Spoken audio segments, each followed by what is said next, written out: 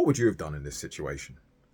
Because if you're an employee in retail, clearly it doesn't pay to physically confront and stop shoplifters.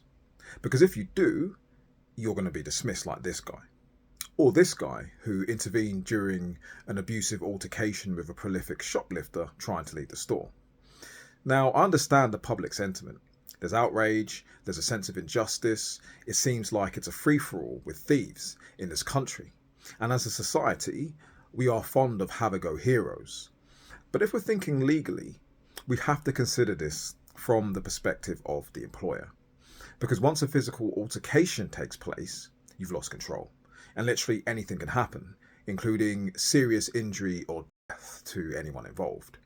And if that happens, now your employer is potentially facing negligence claims from that same employee for personal injury, breach of duty of care, breach of health and safety, etc.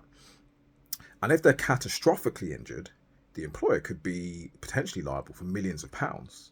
So the only way to limit this is to have a blanket hardline policy. So if the situation does occur, they can state, well, our policy is clear, and anyone breaching that policy can no longer work for us.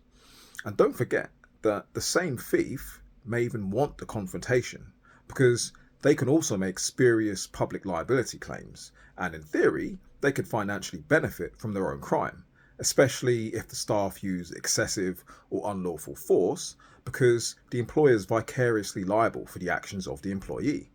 And finally, the items that are being stolen are insured. So as an employee in retail, aside from a moral victory, there's simply no benefit to getting physically involved with a shoplifter.